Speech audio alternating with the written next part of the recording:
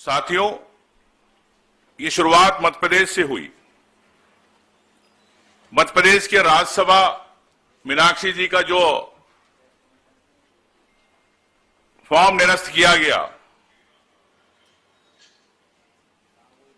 हम लोग वहीं थे।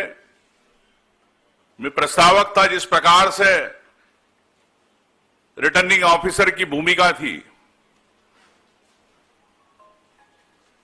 उस रिटर्निंग ऑफिसर ने कहा किसी को, जब उससे पूछा आपने ये गलती क्यों करी,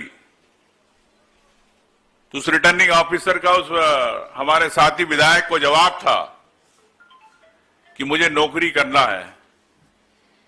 अब सरकार तो इनकी रहेगी, भले मुझे मालूम है मैंने गलती करी है, लेकिन मुझे नौकरी करनी है और इनके साथ रहना है। तो ये उस रिटर्निंग ऑफिसर भी मानता है कि मैंने दबाव के अंदर गलती करी।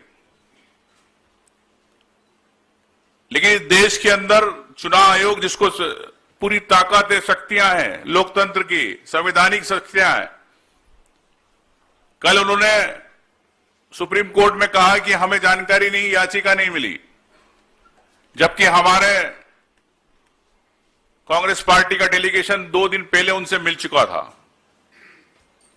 उस डेलीगेशन में तनखा जी, जयराम रमेश जी, मनु संघवी जी, मीनाक्षी जी, वेणुगोपाल जी, कई नेता थे, धरने पे भी बैठे थे। दूसरे दिन बात हुई, लेकिन चुनाव आयोग सुप्रीम कोर्ट को गुमराह कर रहा है कि हमारे पास जानकारी नहीं है।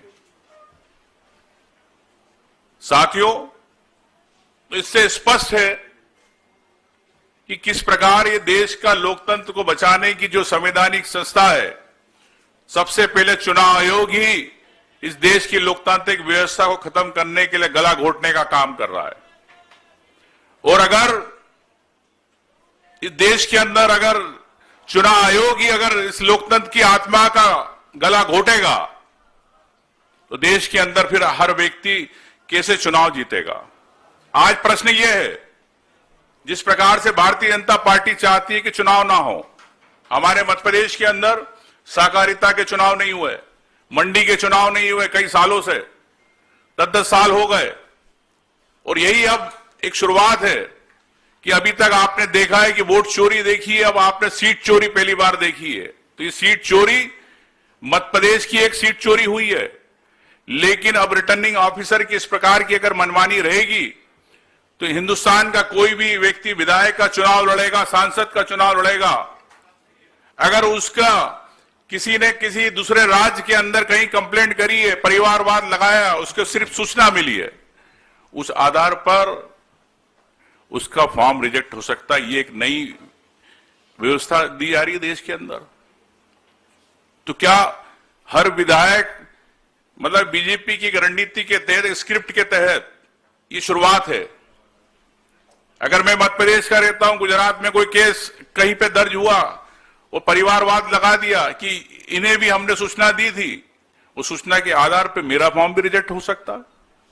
तो हिंदुस्तान के हर विधायक, हर सांसद का पर्चा निरस्त हो सकता है अगर रिटर्निंग ऑफिसर की इस प्रकार की मनमानी रहेगी, जो कानून के खिलाफ, सुप्रीम कोर्ट के खिलाफ, चुनाव आयोग के नियमों के खिलाफ जिस प्रकार से निर्णय आया है। तो मैं समझता हूं कि कांग्रेस की राजनीतिक लड़ाई नहीं है ये हर व्यक्ति के अधिकारों की लड़ाई है, जिसमें कांग्रेस की भूमिका तो है, लेकिन मैं समझता हूं कि हर व्यक्ति को आगे आना होगा।